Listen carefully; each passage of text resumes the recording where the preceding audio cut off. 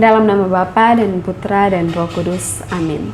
Salve saudara-saudariku seiman, Dominus Nobiscum. Selamat berjumpa lagi kita di Apkat, Apologetika singkat, tentunya bersama dengan kami, Komsos Christi Regis, Maju. Hingga kini, status dan posisi dari Sang Theotokos, Mater Dei, Bunda Allah, masih mengalami penolakan yang bersifat umum dan sering dari ajaran-ajaran sesat di luar Gereja Kristus. Secara khusus, sikap penolakan mereka akan kebenaran tentang keperawanannya yang abadi dan juga akan ketidakbernodadosaan Sang Bunda itu sendiri.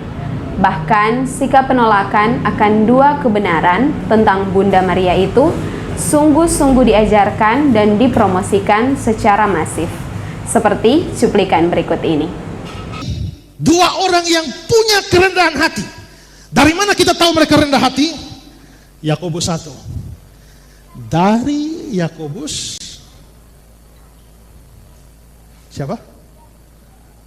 Hamba Allah dan Tuhan Yesus Kristus. Yudas 1:1. Dari Yudas hamba Yesus Kristus. Kalau mereka orang yang sombong, mestinya tulisnya gimana? Dari Yudas, adiknya Yesus, ya kan? Dari Yakobus, saudara Yesus. Mestinya begitu. Tapi menariknya adalah sekalipun mereka adik Yesusnya, tapi mereka tidak memakai hubungan dengan Yesus itu untuk mengangkat diri mereka. Sebaliknya mereka memakai sebutan hamba dari Kristus Yesus. Seandainya saudara adalah adik dari Yesus, kira-kira kalau saudara mau KKR, iklannya bagaimana? Pembicara Pendeta Esra Soro dalam kurung adiknya Yesus. Wih. Tuhan Yesus itu punya saudara perempuan, tapi tidak disebutkan. Ibu Maria dan Yusuf menurut Kristen Protestan itu setelah menikah mereka ada anak-anak banyak. Yesus hanya salah satu anak. Tuhan Yesus punya saudara-saudara tiri, baik laki-laki maupun perempuan. Makanya di Matius 13, 5 anak. 5 bilang apa? Bukankah ia ini anak tukang kayu? Bukankah ibunya bernama Maria dan saudara-saudaranya Yakobus, Yusuf, Simon, dan Yudas? Iya, Yakobus dan Yudas itu yang penulis surat Yakobus, penulis surat Yudas. Tapi kemudian di ayat 56 dia bilang apa? Dan bukankah saudara-saudaranya perempuan semuanya ada bersama kita? Jadi dari mana diperolehnya semuanya itu? Yesus itu adalah saudara perempuan, tapi kita tidak tahu nama siapa sampai ini hari. Orang banyak berkata, bukankah dia anak Yusuf dan Maria? Bukankah adik-adiknya bersama dengan kita? Lalu dari adik-adik yang disebut, saudara-saudara Yesus yang disebut, salah satunya adalah Yakobus. Siapa Yakobus? Yakobus adalah penulis surat Yakobus dalam Alkitab. Tetapi yang menarik, itu yang saya bilang, kenapa saya sebut Maria hebat? Karena Yakobus tidak pernah berkata bahwa dia adik Tuhan Yesus, betul? Karena kalau dia adik Tuhan Yesus, dia bergelar Habib, saudara. Keturunan langsung, Habib ya. Tetapi kalau saudara baca Yakobus pasal 1 dikatakan apa? Aku Yakobus, hamba Allah dan Tuhan kita Yesus Kristus. Dia menyebut Yesus sebagai Tuhan. Berarti Maria begitu hebat, dari kecil dia mendidik anak-anaknya yang lain dengan mengatakan, itu bukan kakak kamu. Tetapi itu adalah kesempatan Tuhan bagiku untuk melahirkan Allah yang menjadi sama dengan manusia. Kalau kita memeriksa Alkitab dengan lebih teliti, maka saya percaya bahwa Yesus itu mempunyai saudara-saudara hasil hubungan Yusuf dan Maria. Dasar dalam Alkitab adalah bahwa kita melihat di dalam Matius 13 ya, ayat 54 sampai 56 dikatakan, setibanya di tempat asalnya Yesus mengajar orang-orang di situ di rumah ibadah mereka. Maka takjublah mereka dan berkata, dari mana diperolehnya hikmat dan kuasa mengadakan mujizat itu? Ayat 55. Bukankah ia ini anak tukang kayu? Bukankah ibunya bernama Maria? Saudara-saudaranya Yakobus, Yusuf, Simon, dan Yudas. Dan bukankah saudara-saudaranya perempuan semuanya ada bersama kita? Jadi dari mana diperoleh semuanya itu? Di sini bukan hanya dikatakan bahwa Yesus punya saudara laki-laki dan perempuan, tapi yang laki-lakinya dikasih nama Yakobus, Yusuf, Simon, dan Yudas. Alkitab memang mencatat bahwa Yesus mempunyai saudara-saudara. Nah, kita akan jawab pertanyaan dari teman kita Alex. Apa yang mendasari statement saya yang di video sebelumnya mengatakan bahwa Bunda Maria itu adalah orang yang berdosa? Tentu saja yang mendasari statement saya adalah Alkitab itu sendiri. Kita mengetahui bahwa manusia sudah jatuh di dalam dosa sejak Adam dan Hawa. Artinya manusia mewarisi dosa dari mereka. Nah, ini sangat relate dengan apa yang dikatakan di dalam kitab Roma 3 ayatnya yang ke-23 yang mengatakan karena semua orang telah berbuat dosa dan telah kehilangan kemuliaan Allah. Jadi tidak ada satupun manusia yang tidak berdosa. Semuanya berdosa kecuali Yesus Kristus. Lalu kata Maria, jiwaku memuliakan Tuhan dan hatiku bergembira karena Allah juru selamatku. Perhatikan istilah juru selamatku. Loh, Maria di sini berarti punya juru selamat apa enggak? Dia berkata Allah juru selamatku. Dia punya juru selamat ya. Dia sebut Allah juru selamat. Berarti dia kalau tidak ada juru selamat dia selamat apa enggak? Lah, kenapa enggak selamat? Ketidakselamatan kita hanya satu penyebabnya, yaitu dosa. Kalau Anda tidak berdosa selalu selamat. Adam dan Hawa di Taman Eden kalau tidak berdosa tetap selamat atau tidak? Ya tetap selamat. Justru karena berdosa maka tidak selamat, harus mati. Maka perlu juru selamat. Dan di sini Maria berkata, Allahku juru selamatku. Dia butuh juru selamat, saudara. Berarti Maria rasa diri orang berdosa. Ya, ini bantahan yang pertama ya. Jadi Maria itu orang berdosa, ya, bukan orang tidak berdosa. Orang berdosa. Ya. Yang pertama. Tidak kena itu, maka disitulah dia dikandung dari Roh Kudus. Di situ ada pekerjaan Roh Kudus yang menguduskan janin Yesus sejak dari dalam rahim.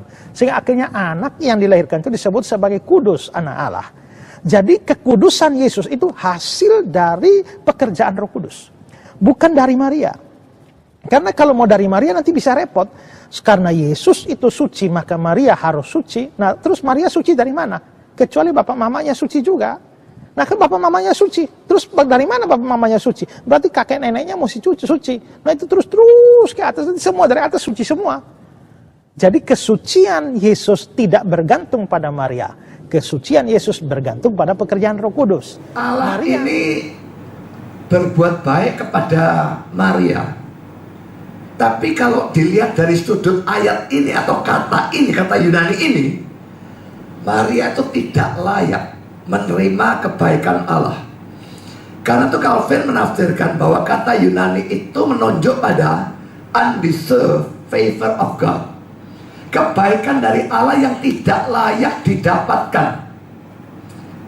Sekarang saudara, kalau Maria itu tidak layak mendapat kasih karunia atau kebaikan itu ya, jelas sekali menunjukkan bahwa Maria itu bukannya orang yang suci murni tanpa dosa, sebagaimana yang dipercaya oleh gereja Katolik dan saya kira mungkin juga Ortodoks, karena dalam hal Maria mereka kurang lebih sama.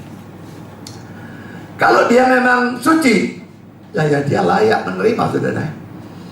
Tapi dikatakan tidak layak menerima, maka jelas dia bukannya suci tanpa dosa.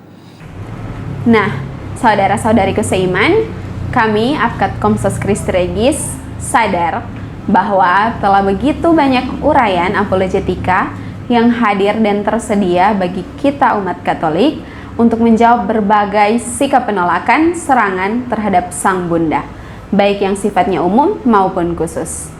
Biasanya ketika memberikan counter terhadap ajaran-ajaran sesat yang berpendapat bahwa Sang Theotokos itu tidaklah perawan karena Yesus punya adik-adik lain, bahkan adik perempuan, dan juga dalam membantah pandangan miring yang menyebut kalau Bunda Allah itu berdosa, umumnya para apologet akan menerangkan penggunaan istilah saudara dalam kitab suci sebagai kata atau istilah yang tidak serta-merta digunakan atau diartikan sebagai saudara sekandung atau hubungan kakak beradik. Sehingga jika ada istilah saudara Yesus dalam Alkitab, tidaklah berarti bahwa Tuhan dan Juru Selamat kita punya adik-adik secara biologis. Karena istilah saudara atau adelphos yang berbentuk tunggal dan adelphoi berbentuk jamak dipakai untuk menjelaskan begitu banyak arti.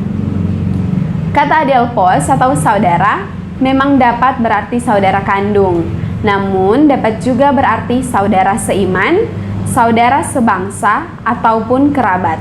Contohnya, Lot dikatakan sebagai saudara Abraham, dapat kita lihat dalam Kejadian bab 13 ayat 8, bab 14 ayat 14 dan ayat 16. Padahal Lot adalah keponakan Abraham.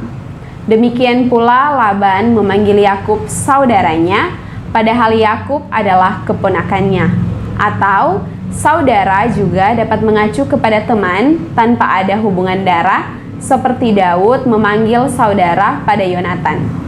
Juga sewaktu Yesus berkata kepada Rasul Petrus, "Jikalau engkau sudah insaf, kuatkanlah saudara-saudaramu."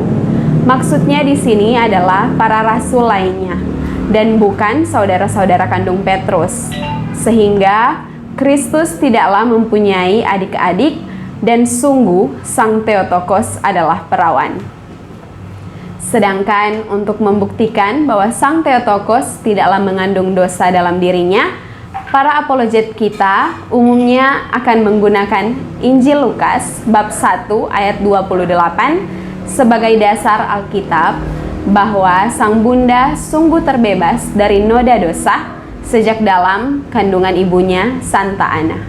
Karena dalam Injil Lukas bab 1 ayat 48 tersebut, kata yang dikaruniai dalam penulisan bahasa aslinya ialah berbunyi kecharitomene, yang memiliki kata kerja dasarnya dalam bentuk perfect tense, yaitu karito, yang kalau diterjemahkan secara literal seharusnya adalah engkau yang telah dikaruniai rahmat dengan sempurna. You have been made full of grace, highly favored. Sehingga dari situlah yang didapati kebenaran akan keadaan kondisi dari Bunda Maria yang sudah dipenuhi rahmat dengan sempurna di masa lalu, karena bentuk perfect tense dari kata kerja dikaruniai, yang membuat para bapak gereja mengartikan bahwa Bunda Maria telah dikuduskan oleh Allah Bapa sejak awal mula, sehingga terbebas dari noda dosa sejak semula. Sungguh kami APKAD Komsos Christi Regis amat menghargai dasar-dasar apologetika yang umum dan biasanya tersebut. Bahkan kami menganjurkan agar sesama seiman untuk bisa menguasainya, karena itulah memang kebenaran. Namun sekali apologetika dengan ciri yang demikian, sekali lagi itu sifatnya telah begitu umum dan klasik, sehingga tak jarang kaum anti Maria di luar gereja Kristus seakan tidak peduli lagi dengan pembelaan sekaligus pewartaan kebenaran kekatolikan tentang Bunda Maria tersebut. Mereka akan berdalih bahwa penolakan mereka terhadap kebenaran Mariologi Katolik, teologi tentang Maria, adalah efek dari sistematika teologi atau ajaran khas mereka tentang dosa. Khususnya konsep yang mereka sebut sebagai dosa turunan atau dosa warisan. Hal mana menurut sistematika teologi dasar mereka bahwa dosa manusia pertama telah mengakibatkan kerusakan sekaligus kebejatan kodrat manusia secara turun-temurun yang menyebar ke semua bagian jiwa, yang menyebabkan semua manusia layak ditimpa murka Allah Tritunggal. Dan menurut mereka, oleh karena kerusakan kodrat manusia yang secara mutlak dan total tersebut, manusia di dalam dirinya hanya akan menimbulkan perbuatan-perbuatan daging. Sehingga karena Bunda Maria adalah termasuk umat manusia, meskipun ia adalah Bunda Sang Juru Selamat, yakni Theotokos, sudah pastilah ia turut tertimpa keadaan yang demikian, yakni Bunda Maria pun jatuh dalam dosa. Untuk itulah masuk akal pula jika ia bukanlah seorang perawan yang abadi, karena terdapat perbuatan-perbuatan daging dalam dirinya. Memang, terkait apologetika tentang sikap penghormatan kepada Sang Bunda, kami, APKAD Komsos Christi Regis, telah membuat kurang lebih 4 video apologetika, yakni 2 video pertama untuk menjawab secara telak 3 tuduhan sesat terhadap sikap Katolik kepada Bunda Maria, dan 2 video selanjutnya sebagai pembuktian biblikal bahwa justru dengan sikap penghormatan kepada Sang Bunda dan juga dengan adanya 4 dogma Mariologi, Gereja Katolik sungguh terbukti sebagai satu-satunya gereja yang Alkitabiah karena menggenapi nubuatan Bunda Maria dalam Injil Lukas bab 1 ayat 48 tentang segala keturunan yang akan menyebutnya sebagai Makariousin atau terberkati. Maka kali ini kami APKAD Komsos Christi Regis akan menyajikan apologetika Mariologi yang sekiranya dengan cara yang belum begitu umum didengar dan disaksikan oleh umat awam dan juga oleh bidat-bidat modern anti Maria. Lantas, bagaimanakah apologetika Mariologi khusus kali ini? Sedikit informasi bahwa karena pemaparan kali ini sedikit panjang dan detail, maka kami mengharapkan akan adanya perhatian, kesabaran, dan fokus bagi para pemirsa sekalian. Let's check it out!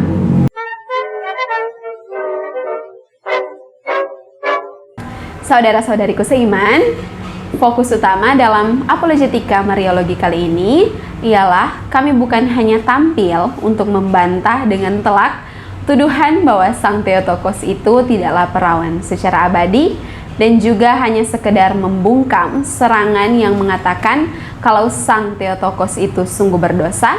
Juga kami semata-mata bukan hanya mau menegaskan kalau persoalan Mariologi hanyalah seputar persoalan paradigma sistematika teologi antar kelompok Kristen saja, melainkan kami akan menegaskan bahwa persoalan seputar Mariologi ialah sungguh menyangkut ajaran teologi Kristen yang sungguh benar, sejati, sekaligus historis.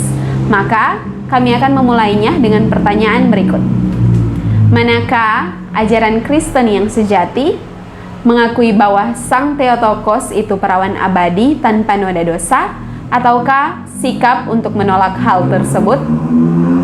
Untuk membuktikan bahwa Mariologi Katolik adalah merupakan teologi Kristen yang sesungguhnya dan sejati, kami APKAD akan bertolak dari respon atau tanggapan yang dilontarkan oleh channel Verbum Veritatis kepada statement-statement Romondeso tentang firman Allah yang wafat di salib yang sempat viral beberapa bulan yang lalu. Dan saudara-saudari, atas kekalutan pernyataan Tuhan kok disalib, saya memberi jawaban seperti ini. Inilah konsekuensi dari kasih. Kasih kerap melahirkan hal-hal yang tidak masuk akal. Hal-hal yang di luar dugaan, hal-hal yang mencengangkan. Bahkan pemahaman kita tentang Allah bisa menjadi porak-poranda ketika kita serius untuk menyelami kasih-Nya. Saat kita menyatakan bahwa Allah adalah kasih, maka kita harus siap menerima hal-hal yang mencengangkan tentang Dia. Hal-hal yang membuat kita mengenyiritkan dahi tentang diri Allah itu sendiri. Saya harus menyatakan penegasan-penegasan ini tidak seperti yang diajarkan oleh Cyrilius dari Alexandria bagi kita tentang paradoks-paradoks kristologi maupun data yang kita dapatkan dari dalam Perjanjian Baru, misalnya dari Rasul Paulus maupun dari Rasul Petrus. Penegasan-penegasan Romondeso bermasalah secara total dengan doktrin Allah, misalnya kekekalan Allah, immutabilitas Allah, dan lain sebagainya. Sesuatu yang dilindungi dengan sangat excellent, sangat baik, bukan hanya oleh para rasul, tapi juga oleh bapak-bapak gereja. Membuat penegasan-penegasan seperti yang dilakukan Romondeso tanpa menempatkannya di dalam paradoks kristologis yang tadi, memang tidak bisa menghindar bukan hanya dari kesan, tapi tidak bisa menghindar dari konsekuensi menunggang-langgangkan doktrin Allah yang diajarkan Alkitab. Nah, ingat ya, doktrin kristologi itu bukan doktrin yang berdiri sendiri. Doktrin ini terkait erat secara koheren dan konsisten dengan doktrin-doktrin lain. Misalnya doktrin Allah, teologi proper, Yang saya dapatkan kesan, bahkan saya kira konsekuensinya tidak terhindarkan adalah Romo Ndeso ingin menghindar dari Nestorianisme yang menurut dia ada di dalam pandangan Bapak yang tadi dengan cara merusak doktrin Allah. Dari tanggapannya yang terkesan memukau dan berisi itu, kurang lebih kami bisa menarik atau menangkap ada 2 poin khusus yang ia sajikan kepada publik soal Romo Ndeso. Yang pertama, Romo Ndeso tidak sesuai dengan teologi Bapak Gereja Santo Cyrillus dari Alexandria. Yang kedua, Romo Ndeso telah merusak doktrin Allah. Dari 2 poin penilaian verbum veritatis terhadap Romo Ndeso tersebut, pada dasarnya hendak menegaskan tentang 2 poin teologis akan kebenaran Kristiani pula, yakni teologi Bapak Gereja Santo Cyrillus dari Alexandria dan doktrin tentang Allah itu sendiri. 2 kebenaran Kristiani inilah yang menjadi patokan atau tolak ukur verbum veritatis untuk menilai Romo Ndeso. Maka saudara-saudariku seiman, berdasarkan 2 poin teologis itulah kita akan uji, ukur, dan bahkan bantah sekaligus patahkan pemahaman dasar dari sistematika teologi yang anti Maria. Artinya, kita akan bertolak dari teologi Santo Cyrillus dari Alexandria dan doktrin Allah itu sendiri sebagai pijakan argumentasi untuk merespon keyakinan yang mengamini bahwa Bunda Maria itu wanita berdosa yang tidaklah perawan seumur hidupnya. Pertama-tama, marilah kita mulai terlebih dahulu dengan doktrin Allah itu sendiri. Mengenai doktrin Allah, Kristen yang sejati yakni Kekatolikan mengajarkan kurang lebih terdapat 16 sifat utama mendasar dan khas yang dimiliki Allah Sang Pencipta. Tepatnya sebagaimana yang tercantum di dalam layar berikut. Yang pertama, Tuhan itu sepenuhnya sempurna. Yang kedua, Tuhan itu tak terbatas. Yang ketiga, Allah itu sepenuhnya sederhana. Yang keempat, Tuhan adalah kekal. Yang kelima, Tuhan itu maha hadir. Yang keenam, Tuhan itu tak berubah. Yang ketujuh, Tuhan itu maha tahu. Yang kedelapan, Tuhan itu maha bijaksana. Yang kesembilan, Tuhan itu maha kuasa. Yang kesepuluh, Tuhan itu maha baik. Yang ke-11, Tuhan itu maha sabar. Yang ke-12, Allah penuh belas kasih. Yang ke-13, Allah itu kudus. Yang ke-14, Allah itu maha adil. Yang ke-15, Tuhan itu kebenaran yang sempurna. Dan yang ke-16, Allah itu setia. Mari sejenak kita simpan dahulu mengenai 16 sifat Allah ini, secara khusus 2 sifat utamanya, yaitu Allah itu sempurna seutuhnya dan Allah itu kudus.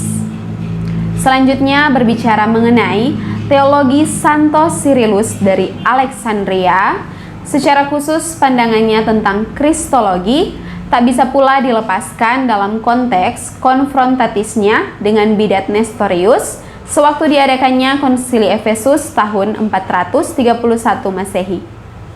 Kristologi dari Santo Cyrilluslah yang menjadi sumber atau landasan bagi teologi Konsili Efesus tahun 431 tersebut.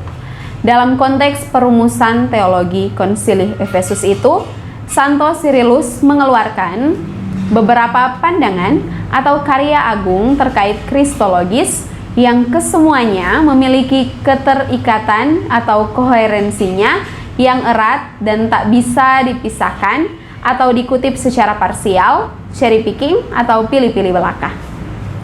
Salah satu subtema dari kristologinya sewaktu Konsili Efesus tahun 431 itu ialah topik seputar Mariologi atau teologi tentang Bunda Maria itu sendiri. Hal ini disebabkan karena bidat Nestorius demi menegaskan ajaran sesatnya bahwa Sang Kristus hanyalah bersifat insani atau manusia belaka, ia mengajarkan secara keji bahwa Bunda Maria hanyalah bunda dari sosok manusia yang bernama Yesus dan bukanlah bunda dari pribadi Allah Putra, yakni dari Sang Firman yang berinkarnasi. Maka terhadap ajaran sesat itu, Santo Cyrillus berpendapat demikian. Saya heran akan pertanyaan yang menanyakan apakah perawan suci harus disebut sebagai bunda Allah, sebab itu hampir sama dengan menanyakan apakah putranya putra Allah atau bukan. Dari perkataan agung Santo Cyrillus yang terberkati itu, secara jelas kita melihat bahwa Santo Cyrillus tidak hanya menegaskan tentang kebenaran akan status Kristus sebagai inkarnasi dari Sang Logos, pribadi kedua dari Allah Tritunggal yang Maha Esa, tetapi juga menegaskan fakta bahwa Bunda Maria adalah sungguh-sungguh Sang Theotokos, Sang Pemberi kelahiran bagi Allah, dan juga penegasan akan kebenaran keperawanan Sang Bunda itu sendiri. Sungguh, Santo Cyrillus menegaskan kalau Sang Theotokos bukan hanya sungguh-sungguh sebagai Bunda Allah, tetapi juga adalah sungguh-sungguh perawan yang suci nan murni. Untuk itulah ia menulis kata-kata masyhur berikut dalam salah satu pengajarannya. Bunda Maria, Bunda Allah, bait Allah yang kudus, yang di dalamnya Tuhan sendiri dikandung, sebab jika Tuhan Yesus adalah Allah, bagaimanakah mungkin Bunda Maria yang mengandungnya tidak disebut sebagai Bunda Allah? Dari tulisannya yang masyhur itu, Santo Cyrillus sungguh-sungguh menganut dan bahkan mengajarkan secara sadar akan kekhususan Sang Bunda sebagai Theotokos yang perawan dan suci. Bahwa ia menuliskan, jikalau di dalam Bunda Maria, Tuhan sendirilah yang dikandung.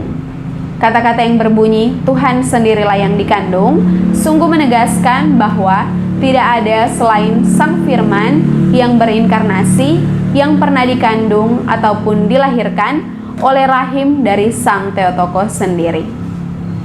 Artinya hanya Sang Firman yang mengambil rupa insan atau manusialah yang adalah buah dari rahimnya, yaitu anaknya yang satu-satunya. Atas dasar itulah Santo Cyrillus menulis lagi keyakinannya akan keperawanan Sang Bunda Allah, yang mana ia menyebutnya secara bersamaan dengan status Sang Bunda sebagai Theotokos. Sabda sudah menjadi daging, dapat dilihat dalam Injil Yohanes bab 1 ayat 14. Artinya tidak lain bahwa ia mengambil rupa daging dan darah seperti kita, ia menjadikan tubuh kita tubuhnya, dan lahir sebagai seorang laki-laki dari seorang wanita, tidak membuang keberadaannya sebagai Allah, tetapi bahkan dengan mengambil rupa daging, ia tetap seperti sebelumnya. Ini adalah pernyataan iman yang benar, yang diwartakan dimanapun. Ini adalah ajaran dari para Bapa Suci, maka mereka memanggil Maria, perawan suci, Bunda Allah, bukan seolah kodrat Sang Sabda atau kodrat kealahannya berasal mula dari perawan suci, melainkan sebab daripadanya, daripada Marialah, tubuhnya, tubuh Yesus yang kudus dengan jiwa rasionalnya, yang dengannya Sang Sabda disatukan menjadi pribadi, dikatakan telah dilahirkan menurut daging.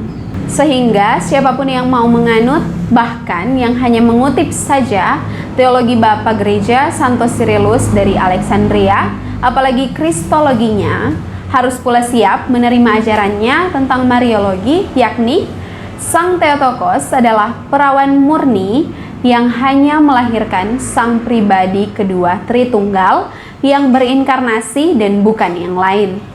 Hal ini secara mutlak memberikan konsekuensi kepada semua aliran teologi yang mengatasnamakan kekristenan. Bahwa jika ada teologi yang menerima, bahkan dengan iman menganut, jikalau Bunda Maria, Sang Theotokos, mau tak mau secara otomatis perlu mengamini jika Sang Theotokos itu adalah perawan abadi yang suci dan murni. Mengapa demikian? Alasan teologisnya ialah baik gelar status dan sebutannya sebagai Theotokos itu memiliki artian bahwa hanya Sang Firman Allah lah yang pernah dikandung dan dilahirkan atau keluar dari rahimnya dan bukan yang lain. Untuk itulah Bunda Maria secara teologis hanya layak dikenali, disebut, bahkan digelari sebagai Bunda Allah saja dan bukan bunda biologis bagi yang lain. Manusia-manusia lain hanya bisa menjadi anak-anak Sang Bunda secara rohani, sebagaimana status dari para rasul dan gereja Katolik yang hanya bisa menjadi anak dari Sang Theotokos dalam status kerohanian semata dan bukan biologis. Dengan mengandung Yesus yang adalah kepala dari tubuh mistik gereja, Bunda Maria juga mengandung kita umat beriman karena kita semua adalah anggota tubuh Kristus, gereja. Oleh karena itu, Santo Bernardus mengatakan bahwa Bunda Maria adalah leher dari tubuh mistik Kristus yang menghubungkan Yesus Sang Kepala dengan semua anggota tubuhnya, yaitu gerejanya. Inilah sebabnya mengapa Bunda Maria yang hadir di dalam misteri Kristus sebagai ibu juga menjadi ibu rohani bagi semua orang percaya.